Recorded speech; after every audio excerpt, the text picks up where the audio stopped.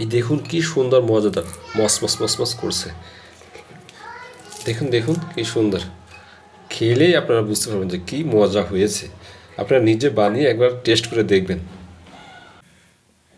আসসালামু আলাইকুম, welcome to Maimuna Yasmin recipe. আজকে আপনাদেরকে দেখাবো খুব অল্প উপকরণে কিভাবে আলুর পাকোড়া রেসিপি করা যায়। তার আগে অবশ্যই নতুন নতুন ভিডিও পেতে আপনারা মাইমুনা ইয়াসমিন এর রেসিপিতে সাবস্ক্রাইব করুন।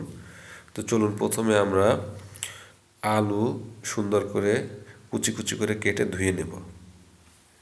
যত কুচি কুচি করবেন মনে রাখবেন তত সুন্দর হবে। দেখুন, অনেক কুচি কুচি করে কাটা হয়েছে। যত কুচি কুচি করে কাটবেন তত সুন্দর হবে। এরপরে হাফ কাপ পরিমাণে পেঁয়াজ কুচি দিব। এরপরে পরিমাণ মতো কাঁচামরিচ কুচি কুচি করে কেটে দিব। পেঁয়াজ রসুন বাটা দিব। এরপরে আদা বাটা দিব। পরিমাণ মতো লবণ দিব। এরপরে পরিমাণ মতো আটা দিব।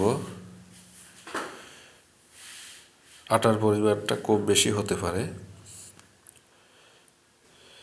এরপরে হাফ চামচ ধনিয়া গুঁড়া দিব। এরপরে 2 চামচ ধনিয়া পাতা দিব।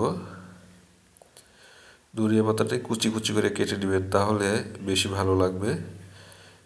1 চিমটি পরিমাণ জিরা দেব। এরপরে সুন্দর করে আমরা মেখে নিব। যত সুন্দর করে মাখাবেন তত সুন্দর সুস্বাদু হবে। এরপরে যখন দেখুন নরম নরম হয়ে গেছে,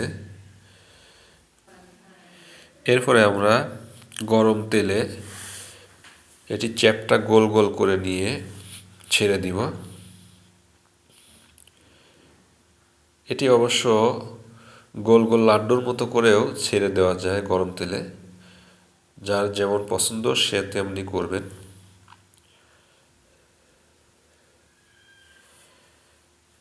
দেখুন, কিছুক্ষণের মধ্যে হয়ে যাবে সুন্দর পাকোড়া রেসিপি। দেখুন দেখুন, ব্রাউন কালার হয়ে গেছে। সুন্দর মচমচে আলুর পাকোড়া রেসিপির রান্নাটি হয়ে গেল।